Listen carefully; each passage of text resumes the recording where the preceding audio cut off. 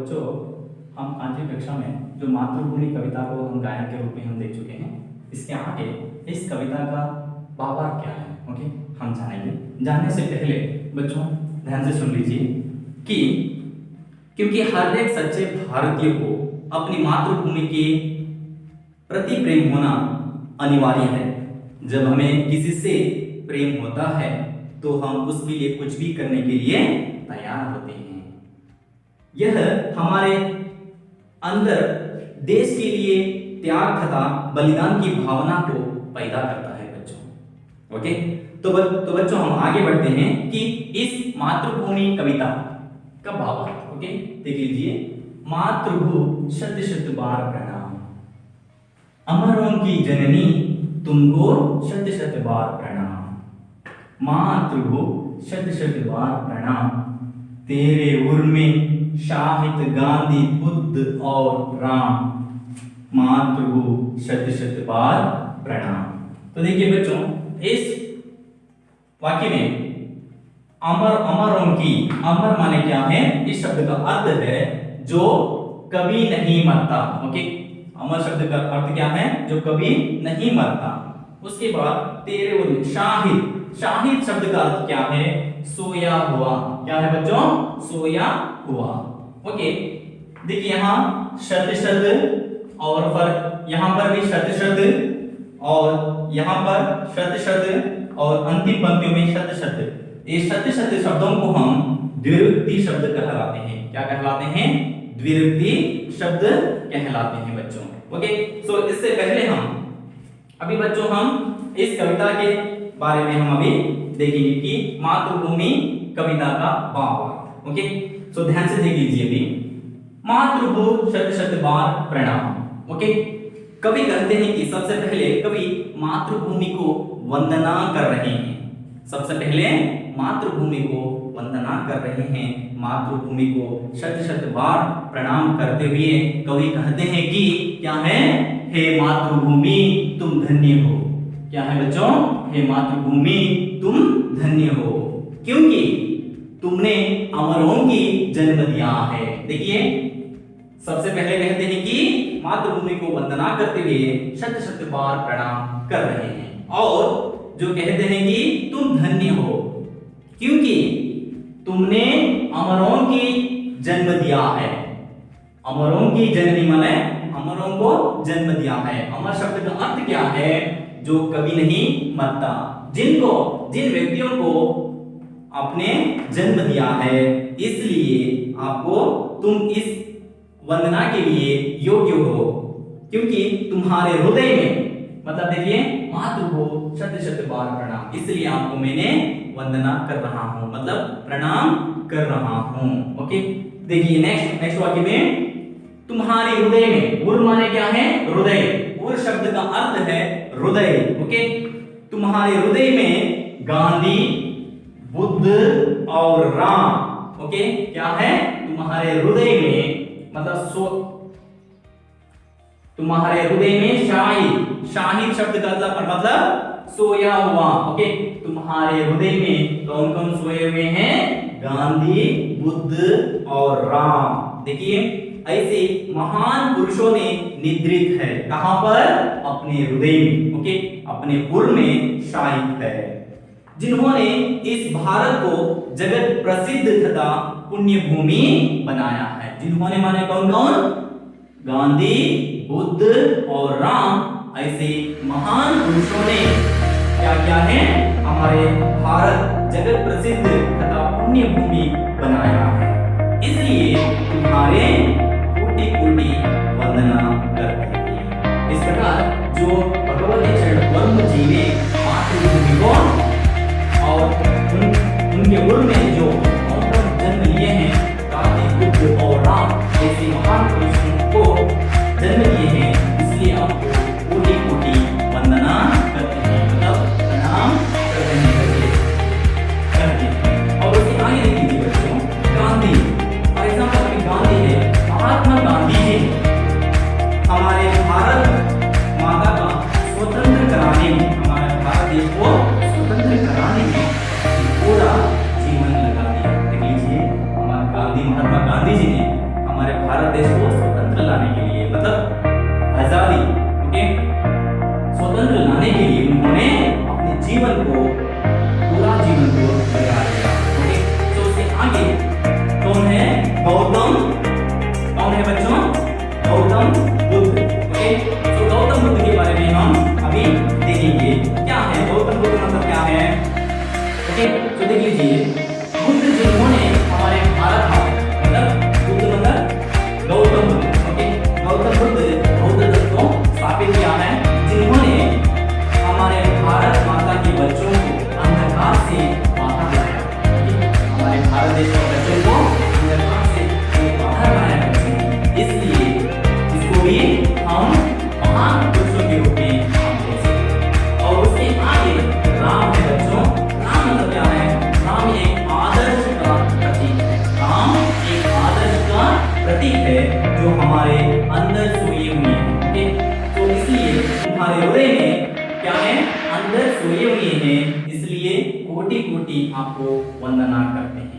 Okay, तो देखिए बच्चों, मातृभूमि के बारे में जो कवि अमरों की जननी तुमको शत शत बार प्रणाम और मातृभू शत शत बार प्रणाम, तेरे उर में शाहिद गांधी बुद्ध और राम, ऐसे महान पुरुषों को आपने जन्म दिया है, इसलिए कवि कहते हैं कि तुमको बार बार प्रणाम या शत शत बार, मतलब कोटि कोटि नमन आपको हम करते हैं करके इस कविता में जो उन्होंने वर्णित या वर्णन कर रहे हैं।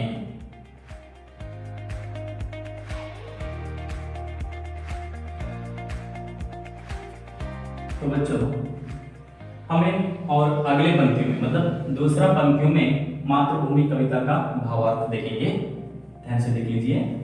हरे भरे हैं खेत सुहाने, फल फूलों से युतवन उपवन, तेरे अंदर भरा हुआ है खनिजों का कितना व्यापक धन, मुक्त हस्त तू भांट रही है सुख संपत्ति धन धाम, मातृभू शत शत बार प्रणाम। ओके, सो देखिए बच्चों, कवि मातृभूमि का गुणगान करते हुए कह रहे हैं। ओके, किसके गुणगान कर रहे हैं कवि? यहाँ मातृभूमि का गुणगान कर रहे हैं कि तेरे खेत कैसे हैं, तेरे खेत कैसे हैं?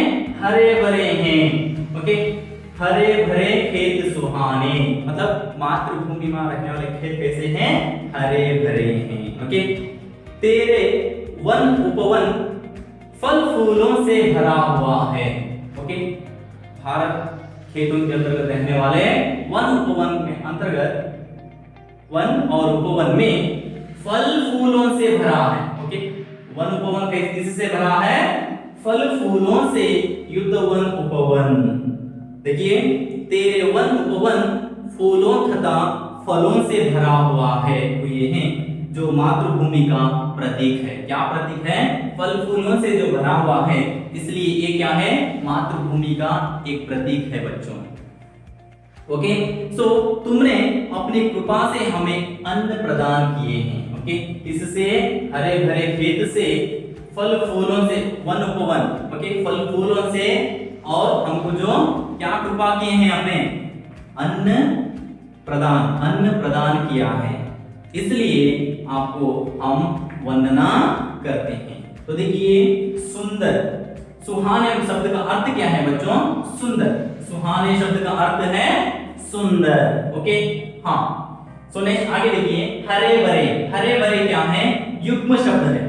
ध्यान से देख लीजिए, युग्म शब्द हरे भरे। ओके, हरे भरे कौन सा शब्द है? युग्म शब्द है। ओके, नेक्स्ट फल फूलों। फल फूलों शब्द भी युग्म शब्द है। ओके, युग्म शब्द। नेक्स्ट देखिए आगे, वन उपवन। वन उपवन शब्द भी युग्म शब्द है। ओके, सो देखिए बच्चों, ऐसे ही इन प्रकृति सौंदर्य का वर्णन कर रहे हैं कौन? भगवती चरण वर्म जी। ओके, मातृभूमि का गुणगान करते हुए, सो देखिए उनका सुंदर जंगल और बागीचा, खेत फल फूलों से भरे हुए हैं, और इतने हरे भरे वन उपवन में फल फूलों से क्या हुआ है? भरा हुआ है। ओके, सो देखिए मातृभूमि को इस हरे भरे से मातृभूमि को क्या कर रही हैं, ख्याल रखती हैं बच्चों, ओके, ख्याल रखती है। साथ ही कहते हैं कि तेरे अंदर खनिज संपत्ति इतनी भरी है, देखिए उसके साथ देखिए तेरे अंदर भरा हुआ है, किसके अंदर, मातृभूमि के अंदर जो भरा हुआ है क्या है, खनिजों का कितना व्यापक धन। खनिजों, कौन सा खनिजों मतलब आप जानते हो ना क्या है, मेटल, सोना, ओके, हीरे, धातु, ओके, लोहे, ये सभी क्या है, खनिज संपन्नमूल, ओके, पेट्रोल, डीजल, ये सभी क्या है, खनिज संपन्नमूल है। इन संपन्नमूल को क्या है, तेरे अंदर भरा हुआ है, मतलब मातृभूमि के अंदर जो भरा हुआ है बच्चों, ओके। इसलिए क्या हो रहा है, देख लीजिए तेरे अंदर खनिज की संपदा कितना भरी है, ओके, उतना मिलता है, ओके, मातृभूमि के अंदर जो मिलता है, तेरे भूमि के अंदर जो मिलता है व्यापक, मतलब बहुत से ज्यादा मिलता है। तो देखिए मुक्त हस्त तो भांट रही है, क्या है सेकंड लाइन, मुक्त हस्त तो भांट रही है, मातृभूमि मुक्त हस्त से जो भांट रही है बच्चों। कैसे, आप काला गोरा, क्या अंदर उत्तर दक्षिण, गरीब अमीर, या और छोटे बड़े, ये सभी या स्वदेशी विदेशी करके नहीं देख रही है, क्या बच्चों, स्वदेशी विदेशी करके हमको नहीं देख रही हैं, सभी को मुक्त हस्त से तुम एक समान से बांट रही हैं, ओके, सभी को भेदभाव नहीं करके क्या कर रहे हैं, मुक्त हस्त से तुम एक समान बांट रही हैं, ओके। देखिए आगे, और इसलिए मातृभूमि को हम क्या कर रहे हैं, इसलिए सुख संपत्ति धन धाम, धाम शब्द का अर्थ क्या है बच्चों, घर, धाम शब्द का अर्थ है क्या है, घर, और देखिए हस्त शब्द का अर्थ है हाथ, ओके, हस्त, मुक्त हस्त हाथ, ओके, हाँ, तो सुख संपत्ति धन धाम माने क्या है, मुक्त हस्त से जो बांट रही हैं, इसलिए हमको सुख और संपत्ति से मिला है। धन मतलब, ओके, तो धन धाम, धाम शब्द का अर्थ है घर है, इसलिए कवि कहते हैं कि मातृभू तुमको शत शत बार प्रणाम, इसलिए तुमको कोटि कोटि नमस्कार करते हैं करके कवि इस कविता में प्रकृति सौंदर्य का गुणगान और प्रकृति सौंदर्य का वर्णन कर रहे हैं बच्चों।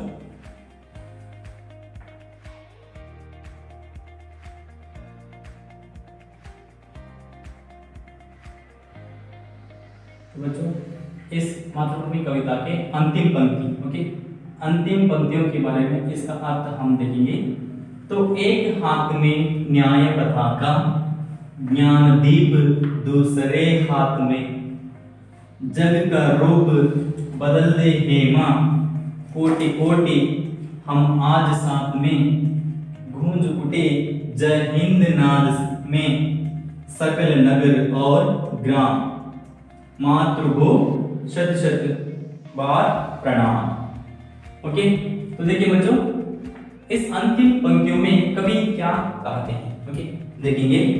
अंतिम पंक्तियों में कवि भारत माँ के रूप का वर्णन करते हुए, इसका भारत मतलब मातृभूमि भारत माता के रूप का वर्णन कर रहे हैं। तो इस वर्णन करते हुए अपना कर्तव्य का प्रतिपादन कर रहे हैं। वह कहते हैं कि वह मतलब भगवती चरण वर्म में कहते हैं कि क्या है, माँ तुम्हारे एक हाथ में न्याय पताका है, तुम्हारे एक हाथ में न्याय पताका है जो न्याय का प्रतीक है। ओके, एक हाथ में न्याय पताका है, किसकी प्रतीक है? न्याय, न्याय का प्रतीक है बच्चों। और दूसरे हाथ में दीप है। ओके, दूसरे हाथ में क्या है? दूसरे हाथ में दीप है जो ज्ञान का प्रतीक है, जो ज्ञान, दीप क्या है? ज्ञान है। और पताका क्या है? न्याय। ओके, पताका न्याय का प्रतीक है और दीप ज्ञान का प्रतीक है बच्चों। तो देखिए दूसरे हाथ में दीप है जो ज्ञान का प्रतीक है, अर्थात तुम हमें न्याय के साथ ज्ञान भी दे रही हो। क्या है? न्याय के साथ हमको ज्ञान भी दे रही हो, तो हम तुम्हें प्रार्थना करते हैं कि तुम अपने न्याय तथा ज्ञान से इस सारे जगत का रुख ही बदल दो। तुम्हें हम प्रार्थना करते हैं, देखिए, जग का रुख बदल दे हे मां, कोटि कोटि हम आज साथ में। ओके, ये न्याय और ज्ञान, ये दोनों से क्या करना है? अपने न्याय तथा ज्ञान से इस सारे जगत का रूप को हम बदल देना। ओके, बदला दो और बदल दो, जिसके लिए हमें तुमको कोटि कोटि साथ तुम्हारे साथ प्रणाम करते हैं। ओके, कोटि कोटि हम आज साथ में, हम आपके साथ हैं करके जो कवि कहते हैं। सो नेक्स्ट देखिए, क्या है? ज्ञान, ज्ञानी का जन्म दिया है। ओके, अपने ज्ञानी का जन्म दिया है। कवि वह कह रहे हैं कि हमें सारे भारतवासियों को भारत माँ के तत्व क्या है? भारत माँ के तत्व क्या है? जैसे न्याय, ज्ञान तथा शक्ति, न्याय, ज्ञान और शक्ति को सारे संसार से में प्रचार करें। ओके, सारे संसार में क्या करना है? प्रचार करना है। कौन सा तत्व है? न्याय, ज्ञान और शक्ति। ये तीनों तत्वों को हमारे संसार में, सारे जगत में प्रचार कर। और नेक्स्ट देखिए, संसार से अन्याय, अशांति और अज्ञान को मिटाना है। जो हमारे सारे जगत में जो है, क्या है? अन्याय, अशांति और अज्ञान को हम क्या करना है? मिटाना है, दूर करना है। ओके, तो देखिए, जिसे से भारत माँ की जय जयकार करे, सारे जगत में गूंज उठे हैं, गूंज उठे जय जय हिंद नाद से सकल नगर और गांव। ओके, जय हिंद नाद से सकल नगर और ग्राम। इसमें जो क्या करना है? अज्ञान और अशांति और अन्याय को मिटाने के लिए हम सभी एक साथ मिलकर क्या करना है? जिसे भारत माता की जय जयकार करना है। सारे जगत में गूंज उठे हैं, जय जयकार करके सारे जगत में गूंज उठे हैं। और यह संसार या जगत भी मातृभूमि को क्या कर रहे हैं? वंदना, मतलब प्रणाम कर रहे हैं। देखिए, मातृभू शत शत बार प्रणाम। सारे जगत, सारे संसार में भी मातृभूमि को बच्चों यहाँ नमस्कार या वंदना और प्रणाम कर रहे हैं। कैसे? शत शत बार प्रणाम, आपको कोटि कोटि नमन कर रहे हैं। तो देखिए, इस अंतिम पंक्तियों में कवि क्या है? न्याय, पताका, पताका मीन्स क्या है? झंडा या ध्वज है। ओके, तो इस शब्द का अर्थ। ओके, नेक्स्ट क्या है? कोटि कोटि, कोटि कोटि शब्द क्या है? द्विरुक्ति, द्विरुक्ति शब्द, बार बार जो जिस शब्द को प्रयोग करते हैं जिसे द्विरुक्ति। सो नेक्स्ट, और क्या है? शब्द शब्द, ये भी ये शब्द है, द्विरुक्ति शब्द है। और उसके आगे देख लीजिए, इस शब्द का प्रतिध्वनि, प्रतिध्वनि मतलब क्या है? गूंज उठे, गूंज उठे शब्द का अर्थ है प्रतिध्वनि होना, प्रतिध्वनि होना, जय जयकार करना। तो देखिए बच्चों, हमने अभी तक देखे हैं कि मातृभूमि कविता, जिस कविता का कवि का परिचय, उसके बाद कविता का आशय और कविता का उद्देश्य और कविता को गायन के रूप में, और अंतिम में ये तीन पंक्तियों को भावार्थ और उसका शब्दार्थ, उसके अनेक शब्दों का अर्थ और युग्म शब्द और द्विरुक्ति शब्द को भी हम इस कविता में हम जान चुके हैं। तो बच्चों, आज हमारे विषय, आज का कक्षा में मातृभूमि का कविता के बारे में हम जानकारी प्राप्त किए हैं। आज की अध्याय समाप्त हुआ है। धन्यवाद।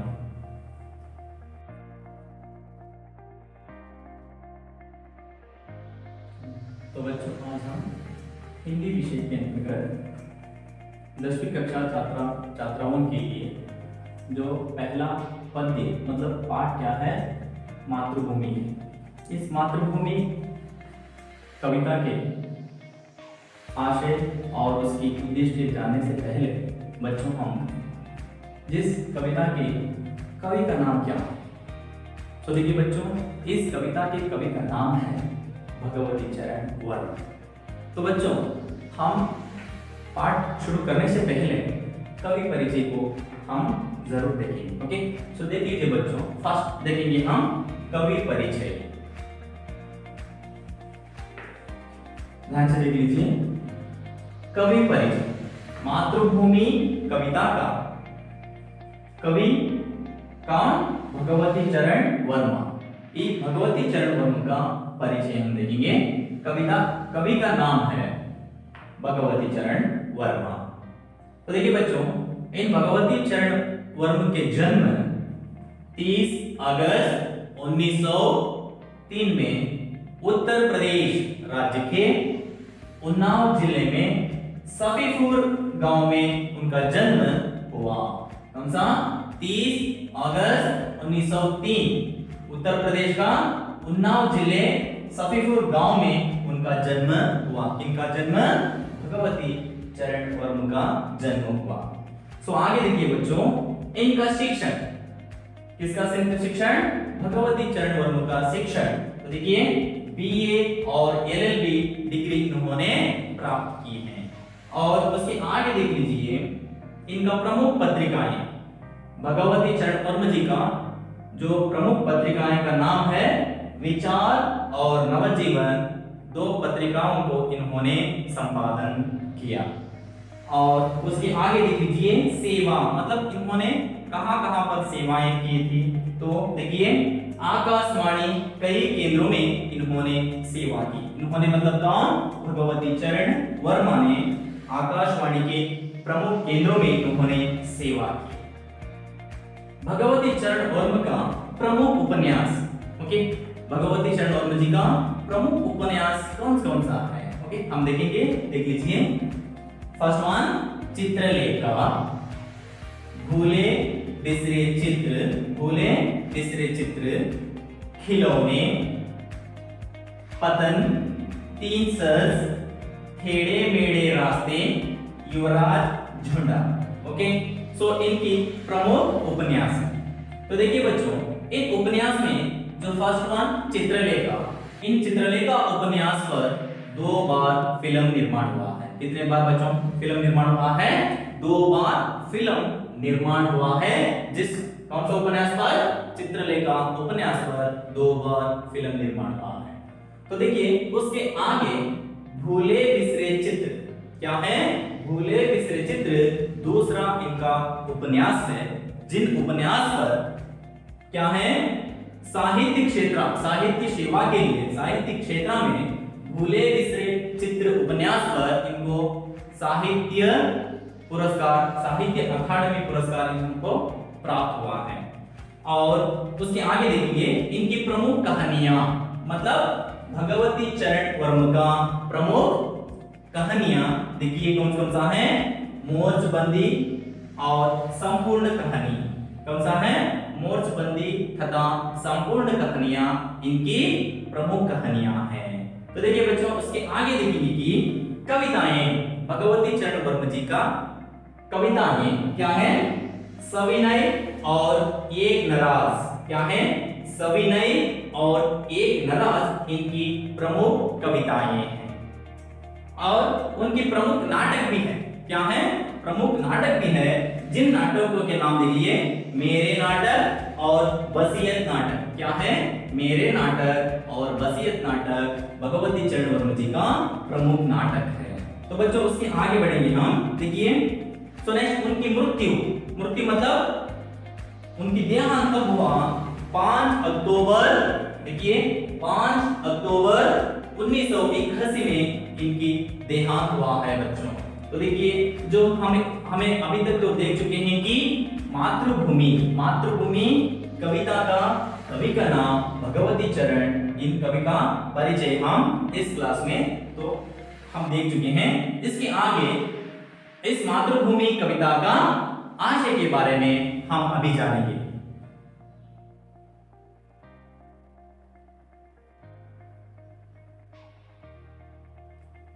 तो बच्चों, अभी हम देखेंगे कि मातृभूमि कविता का आशय क्या है। ओके, जो हर एक हिंदी अध्याय के रूप में जो पाठ हो या गद्य या पद्य, जिसके रूप में जो कोई ना कोई एक उद्देश्य रहता है बच्चों। जैसे हमारे मातृभूमि कविता का उद्देश्य क्या है? ओके, जो कवि कौन है?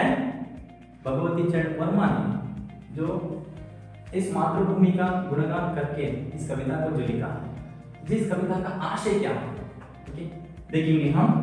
प्रस्तुत कविता में कवि देश प्रेम की झलक दिखाई देती है। ओके, जो मातृभूमि कविता में बच्चों किसकी? देश प्रेम की। ओके, जो हमारे देश कौन सा है? भारत देश है। इस भारत देश का देश प्रेम की झलक दिखाई देती है। ओके, जो नेक्स्ट हम आगे देखेंगे, उसमें विद्यमान अपार वन और संपदा और खनिज संपत्ति का वर्णन भी किया। ये कविता मतलब मातृभूमि कविता में केवल देश प्रेम की भावना नहीं, और उसके आगे क्या है? विद्यमान, जो हमारे देश में जो क्या क्या है? अपार वन संपदा, जो खेत या वन, उपवन, फल फूल और खनिज जो क्या क्या है, वो सभी खनिजों का संपत्ति कितना है, जिसके बारे में जो वर्णन किए गए हैं इस कविता में। ओके, और नेक्स्ट देखेंगे बच्चों, भारत की महान विभूतियों का, भारत की महान विभूतियों का स्मरण करना है। ओके, इस कविता के अंतर्गत और एक आशय है कि जो हमारे भारत देश के महान व्यक्तियों का यहाँ स्मरण भी करते हैं। ओके, सो उसके आगे देखेंगे बच्चों, भारत की महानता का परिचय करना। ओके, हमारा भारत देश का जो किस के रूप में जो महान जो है, जिसके परिचय यहाँ करना है। तो बच्चों, मातृभूमि कविता का आशय इस प्रकार है। ओके, तो उसके आगे हम देखेंगे कि इस मातृभूमि कविता का प्रमुख उद्देश्य क्या है। ओके, जो हम पहले देख चुके हैं कि मातृभूमि कविता का कवि परिचय, उसके बाद हम देख चुके हैं कि मातृभूमि कविता का आशय क्या है। तो हम आगे देखेंगे कि मातृभूमि कविता का उद्देश्य क्या है। ओके, तो देखिए, ध्यान से देख लीजिए बच्चों, जो मातृभूमि कविता का उद्देश्य है, जो फर्स्ट वन, भारत माता की, बच्चों जो छात्रों में या बच्चों में क्या है? भारत माता की विशेषता और सुंदरता का परिचय देना। ओके, किस किस की परिचय देना? भारत माता की विशेषता और उनकी सुंदरता का परिचय देना है बच्चों, एक उद्देश्य। और अगला उद्देश्य क्या है? देश प्रेम की भावना उजागर करना। ओके, हमारे जो भारत देश की देश प्रेम की, हमारे भारत देश का देश प्रेम की भावना को बच्चों में मतलब छात्रों में उजागर करना है। ये मातृभूमि की प्रमुख उद्देश्य है बच्चों। तो उसके आगे हम मातृभूमि कविता को गायन के रूप में हम देखेंगे।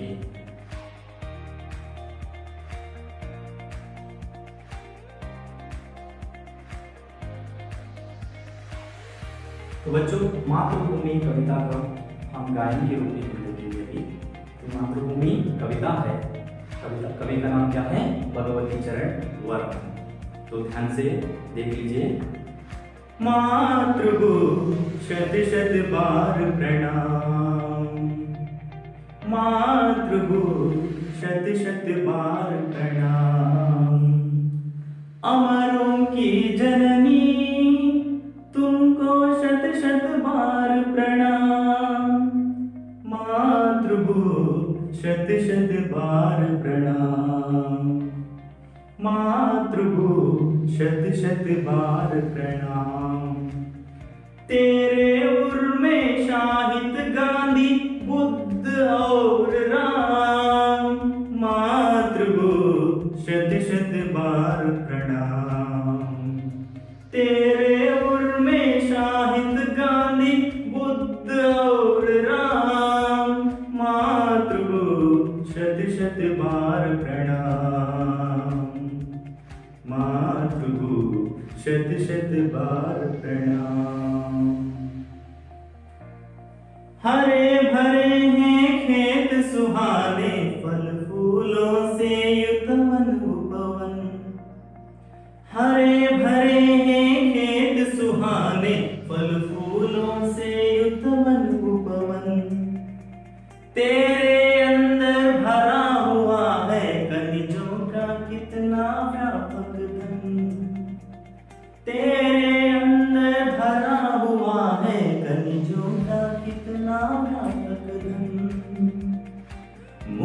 हस्त तू बांट रही है सुख संपत्ति धाम। मुक्त हस्त तू बांट रही है सुख संपत्ति निधान। मातृ शत शत बार प्रणाम। मातृ शत शत बार प्रणाम। अमरों की जननी तुमको शत शत बार प्रणाम। मातृगो शत शत बार प्रणाम। मातृगो शत शत बार प्रणाम। एक हाथ में न्याय पताका ज्ञान दीप दूसरे हाथ में। एक हाथ में न्याय पताका ज्ञान दीप दूसरे हाथ में। जग का रूप बदल दे हे माँ कोटि कोटि हम आज साथ में।